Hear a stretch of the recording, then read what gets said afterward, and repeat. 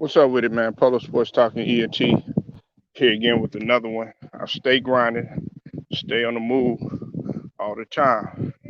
That's what we have to do. That's what we do around here. Okay.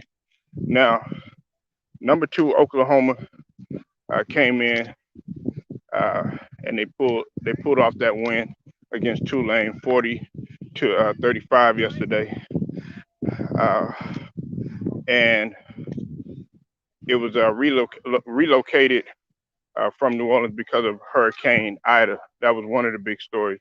I'm gonna get to the other big story of what we're talking about in just a couple minutes.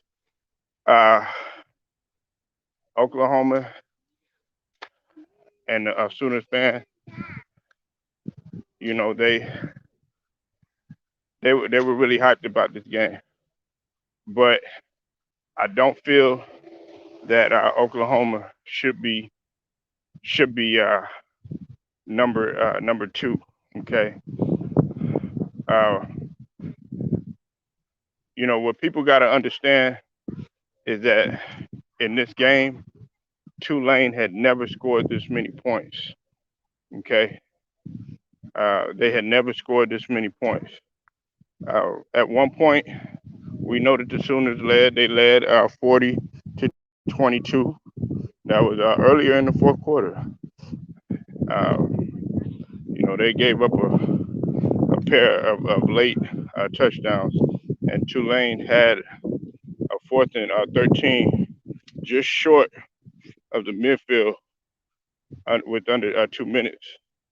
And you know, Pratt, he only ran for 12 yards, and that's what um, that's what ultimately made him fall short. But you know, it was inexperience, youth, probably not used to being in a situation like that.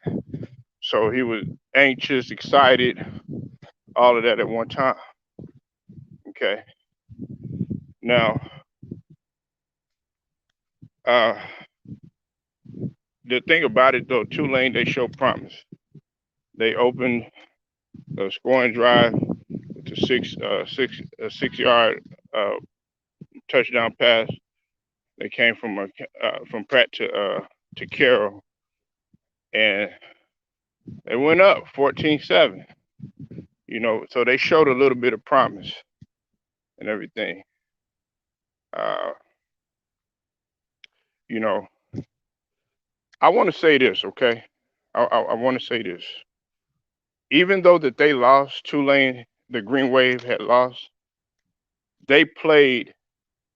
They really played a football in which you could really get motivated by. You know, they almost pulled off one of the biggest upsets in history, and I was pushing for them. I was pushing for them to do that. But the biggest story that I think that yeah, what's up with it? I see you in here, Reed Dunbar. Must be out of that funky town. The biggest story right now is Texas's finest in Larry Brooks. Okay, Larry Brooks was all over the field as he's a safety, the 31 for Tulane. Larry Brooks will be in the league, and he's going to be a prolific defensive stopper in the league. His hits were vicious. He even laid out one of the players for Oklahoma, one of the receivers, had a vicious hit. And not only that, he recovered the onside kick for to put the Green Wave in position to possibly win the game. He recovered that onside kick. So his tenacity on defense as a safety is uh is second to none. He's gonna be a force to be reckoned with. A safety. Now, I'm not here to compare him to anybody, but I am gonna say this: he'll make uh a secondary a force if he gets with a defensive team, such as like the Ravens that have a history of just being sheer defense. If he gets with somebody like the Texans, he could actually be very valuable. Even the Cowboys, I could see him going to the Cowboys, even though the Cowboys are show that promise like they once did. I think it was in 2000, 2016 when they were at 10-6, when they had that defense, that top defense in the league.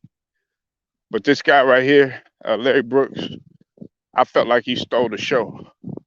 Uh, for those of y'all that don't know, I love defensive games. That's kind of why I'm saving, one of the best for last, which was the Clemson and Georgia game. I like games like that. I don't, scoring is it's okay and everything, but not enough credit is given to the defense. What's up with it, Theo B? I see you in the building. This guy is remarkable, and he could play. He's athletic and he's strong too. You know what I'm saying? So that's what separates him. He could be like like I was talking about not Popeye Jones, Pac-Man Jones, a few days ago. Uh, he could be somewhere in that realm of him because Pac-Man Jones was versatile in what he could do. He just couldn't stay out of trouble. But as far as him being a cornerback, laying the wood, this guy, he's coming. Look out for Larry Brooks. Okay, but overall, it was an entertaining game. I don't think that Oklahoma should be ranked number 2. They're probably going to move down. That's just my personal opinion. Unless they show me, I would say in the next few games, or when they play another ranked opponent, that they could do a lot better, because they nearly let Tulane in the game, and they were unranked. They're not in the top 25. So y'all tell me what you think. Like this video, share it, subscribe. Also, hit them notifications too, so that you're able to get each and every one of my videos. Until then, it's Polo Sports Talk and ENT. I'm going to get at you later.